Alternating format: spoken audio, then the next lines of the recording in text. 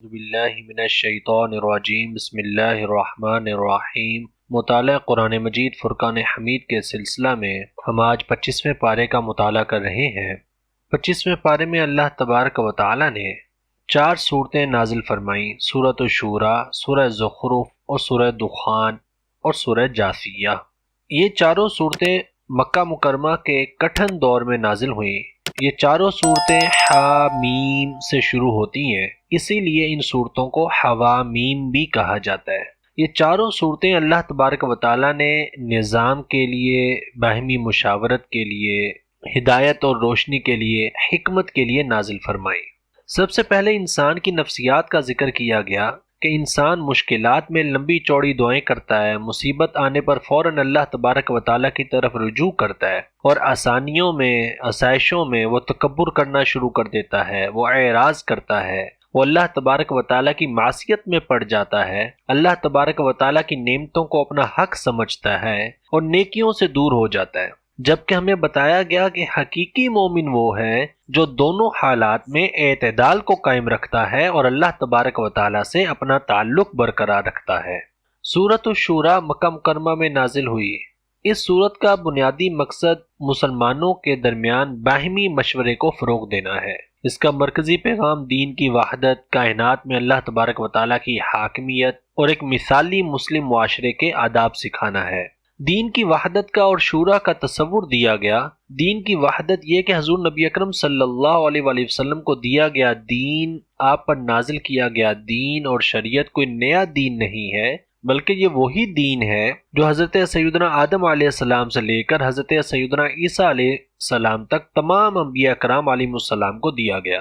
یاد رکھیں کہ ایمانیات میں کبھی تبدیلی نہیں آتی۔ اللہ تبارک و تعالیٰ کی توحید میں، انبیاء پر ایمان لانے میں، آخرت پر ایمان لانے میں، تقدیر پر ایمان لانے میں کبھی بھی کسی بھی دین میں تبدیلی نہیں آئی۔ ہمیشہ سے توحید یہی رہی ہے کہ اللہ تبارک و تعالیٰ کو ہی مانا جائے۔ ہمیشہ سے یہی عقیدہ رہا ہے کہ آخرت پر یقین رکھا جائے، آخرت کو مانا جائے۔ عبادات میں تبدیلی ہوتی رہتی ہے، عبادات کے طریقے میں تبدیلی ہوتی رہتی ہے۔ پھر اس صورت کے اندر باہمی مشاورت کو، شورا کو فروغ دیا گیا۔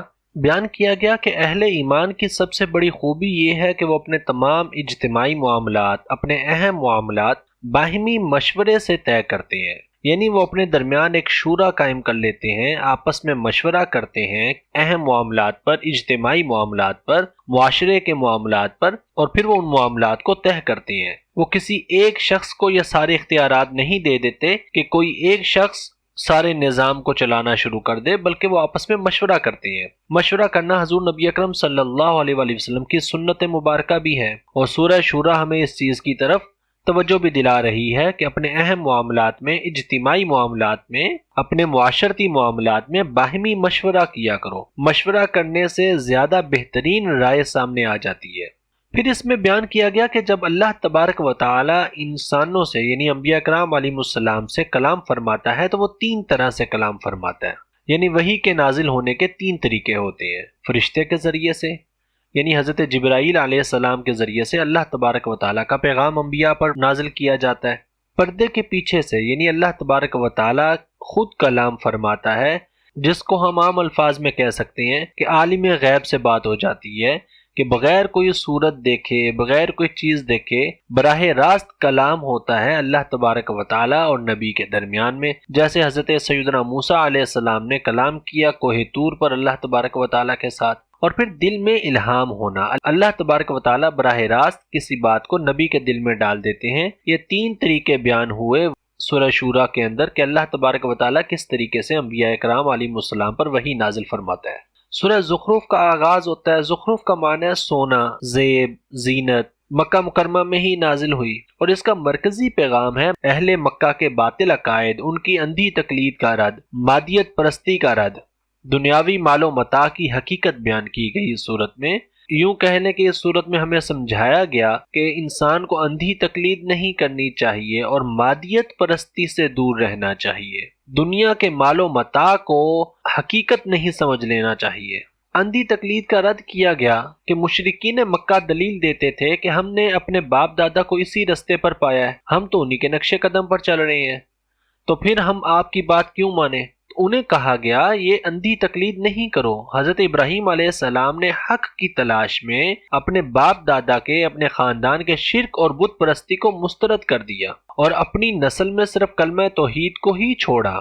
تو مشرکین مکہ کو یہاں پر سمجھایا گیا کہ جو تم یہ نظریہ رکھتے ہو کہ ہمارے باپ دادا یہ کام کرتے تھے، ہم تو اس لیے کر رہے ہیں، یہ نظریہ غلط ہے۔ یہاں سے ہمیں بھی سبق ملتا ہے کہ انسان کو اندھی تقلید نہیں کرنی چاہیے، دلیل پر چلنا چاہیے۔ جہاں سے دلیل ملے، قرآن اور سنت کے مطابق جہاں سے ہمیں صحیح راستہ ملے، وہی راستہ اختیار کرنا چاہیے۔ دنیاوی مال و متاع کا ذکر کیا گیا کہ کفار مکہ کہا کرتے تھے کہ یہ قرآن مکہ یا طائف کے کسی بڑے اور مالدار آدمی پر نازل کیوں نہیں ہوا؟ یہ حضور نبی اکرم صلی اللہ علیہ وآلہ وسلم پر نازل ہوا ہے، وہ تو یتیم ہے، بہت زیادہ مالدار نہیں ہے، تو ان پر نازل کیوں ہوا؟ کسی مالدار آدمی پر نازل ہوتا، کسی بادشاہ پر نازل ہوتا، کسی سردار پر نازل ہوتا۔ تو انہیں بتایا گیا کہ دنیاوی مال و متاع کوئی حقیقت نہیں ہے، یہ دنیا کا دھوکہ ہے۔ نبوت اللہ تبارک و تعالیٰ کی خاص رحمت ہے جو مال و دولت کی بنیاد پر نہیں ملتی۔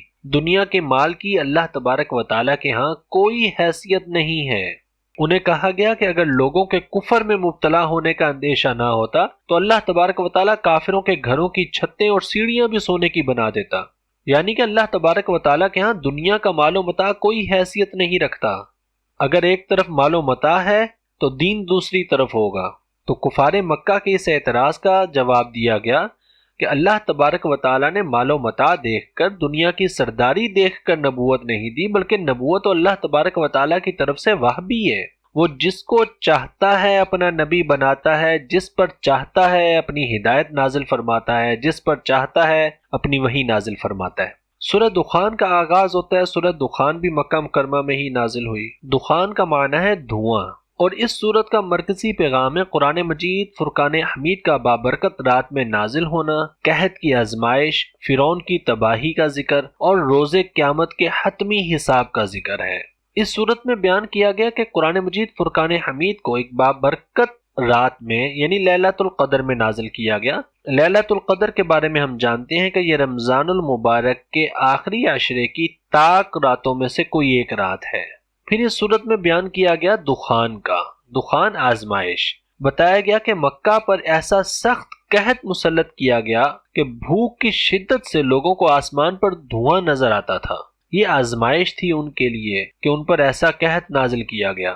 پھر اس صورت میں بتایا گیا کہ فرعون جو اپنے تکبر کی وجہ سے ایمان نہیں لایا اور پھر سمندر میں غرق کر دیا گیا، یہ اس بات کی دلیل ہے کہ ظاہری طاقت اللہ تبارک و تعالیٰ کے عذاب کو نہیں روک سکتی۔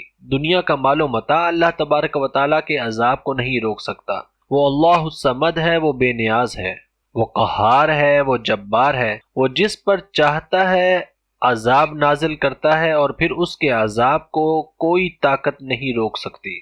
پھر اس صورت میں بیان کیا گیا حتمی انجام متقین کا اور گناہگاروں کا۔ بتایا گیا کہ جو متقین ہیں، جو اہل ایمان ہیں، جو اللہ تبارک و تعالیٰ کی اطاعت اور فرما برداری کرنے والے ہیں، جو حضور نبی اکرم صلی اللہ علیہ وآلہ وسلم کی اطاعت اور فرما برداری کرنے والے ہیں، یہ امن کے مقام پر ہوں گے، باغات اور چشموں کے درمیان میں ہوں گے، ان کا لباس بڑا بہترین ہوگا، یہ ہر خوف سے آزاد ہوں گے، بے انتہا نعمتیں انہیں دی جائیں گی، ایسی نعمتیں جو انسانی سوچ سے ہی ماوراء ہیں، اور ان کے بدلے میں، ان کے مقابلے میں جو گناہگار لوگ ہیں، جو اللہ تبارک و تعالیٰ کی فرما برداری نہیں کرتے، جو اللہ تبارک و تعالیٰ پر ایمان نہیں لاتے، جو اللہ اور اللہ کے رسول کی نافرمانی کرتے ہیں، زقوم ایک جہنم کا درخت ہے، کانٹے دار درخت ہے، جس کے پتے، جس کی شاخیں کانٹے دار ہیں، یہ جہنمیوں کی خوراک ہوگا۔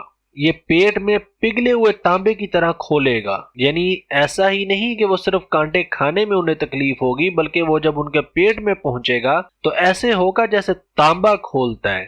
تو یہ جہنم کی ایک مثال دی گئی کہ جہنم بہت سخت جگہ ہے عذاب کے لحاظ سے، اور یہ دونوں متقین کا اور گناہگاروں کا حتمی انجام بیان کرنے کا مقصد یہ کہ انسان خود فیصلہ کر لے کہ اس نے کیسے اعمال کر کے کس انجام کا حقدار بننا ہے۔ اگر وہ متقی ہوگا، اہل ایمان میں سے ہوگا، تو یقیناً اللہ تبارک و تعالیٰ کی طرف سے اس کی بخشش ہوگی، مغفرت ہوگی۔ پھر اس پارے کی آخری صورت آتی ہے سورہ جاثیہ، یہ بھی مکہ مکرمہ میں نازل ہوئی اور اس کا معنی ہے گھٹنوں کے بل گرنا۔ اس کا مرکزی پیغام آفاق میں اور انسان کے اپنے نفس میں اللہ تبارک و تعالیٰ کی نشانیوں کا ذکر، شریعت کی پیروی کی تاکید اور قیامت کے دن کی ہولناکی کو بیان کیا گیا ہے۔ اس صورت میں ہمیں بتایا گیا ہے کہ آفاق میں یعنی آسمان میں، کائنات میں اگر ہم دیکھیں تو ہمیں اللہ تبارک و تعالیٰ کی نشانیاں ملتی ہیں، وجود باری تعالیٰ کی نشانیاں ملتی ہیں، اللہ تبارک و تعالیٰ کے خالق ہونے کی نشانیاں ملتی ہیں۔ اور اگر ہم اپنی ہی تخلیق میں غور کر لیں، انسان اپنی ہی تخلیق میں غور کر لے کہ کتنا پیچیدہ بنایا گیا ہے انسان کو، تو انسان پھر بھی ماننے پر مجبور ہو جائے گا کہ یقیناً کوئی نہ کوئی بہترین خالق موجود ہے اور وہ اللہ تبارک و تعالیٰ کی ذات ہے۔ تو آفاق میں اور انسان کے اپنے نفس میں، اپنی جان میں، تخلیق انسانی میں اہل عقل کے لیے، اہل خرد کے لیے اللہ تبارک و تعالیٰ کی توحید کی، اللہ تبارک و تعالیٰ کے الہ ہونے کی، اللہ تعالیٰ کے خالق ہونے کی بڑی واضح نشانیاں موجود ہیں۔ ان نشانیوں کا ذکر کر کے اہل ایمان کو حکم دیا گیا کہ حضور نبی اکرم صلی اللہ علیہ وآلہ وسلم کی پیروی کرو، شریعت کی پیروی کرو، وہ قانون جو حضور نبی اکرم صلی اللہ علیہ وآلہ وسلم لے کر آئے، جو آپ پر نازل کیا گیا، اس کی پیروی کرو۔ جب ہم شریعت کی بات کرتے ہیں اس سے مراد صرف ایمان یا ارکان اسلام نہیں ہے، شریعت ایک پورا کوڈ آف لائف ہے، زندگی کے ہر معاملے میں ہم نے پیروی کرنی ہے، خرید و فروخت کا معاملہ ہو، خاندان کا معاملہ ہو، خوشی یا غمی کا معاملہ ہو، لین دین کے معاملات ہوں، آپس میں کوئی حقوق و فرائض کے معاملات ہوں، زندگی کے ہر معاملے میں حضور نبی اکرم صلی اللہ علیہ وآلہ وسلم کی پیروی کرنے کے لیے، اللہ تبارک و تعالیٰ کی فرما برداری کرنے کے لیے جو قانون ہمیں دیا گیا ہے، اس قانون کا نام شریعت ہے۔ اور ہمیں اس صورت میں حکم دیا گیا کہ اللہ تبارک و تعالیٰ کی عطا کردہ واضح شریعت کی پیروی کرو، ان جاہلوں کی خواہشات کی پیروی مت کرو جو علم ہی نہیں رکھتے، اپنی ان فضول خواہشات کی پیروی نہ کرو جن کی کوئی دلیل نہیں ہے۔ لہٰذا ہم کہہ سکتے ہیں کہ مسلمان کبھی بھی آزاد نہیں ہے، وہ اللہ تبارک و تعالیٰ کی شریعت کا پابند ہے۔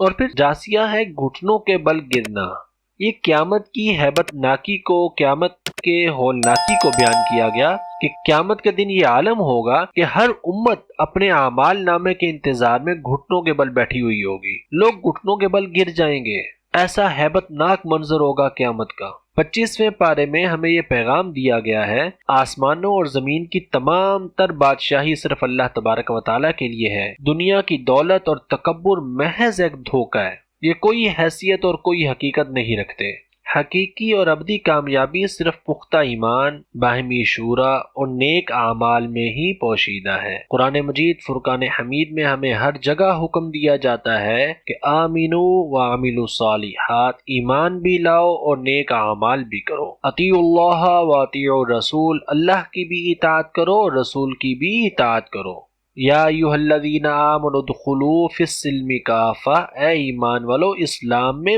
پورے کے پورے داخل ہو جاؤ، مکمل طور پر داخل ہو جاؤ۔ تو شریعت پر عمل انسان کو مکمل طور پر کرنا چاہیے، ایسا نہیں کہ جہاں دل مانا عمل کر لیا، جہاں دل مانا عمل چھوڑ دیا۔ اللہ تبارک و تعالیٰ سے دعا ہے کہ اللہ تعالیٰ ہمیں قرآن مجید فرقان حمید کو سمجھنے کی اور اس پر عمل کرنے کی توفیق عطا فرمائے، آمین۔ والسلام علیکم ورحمۃ اللہ وبرکاتہ۔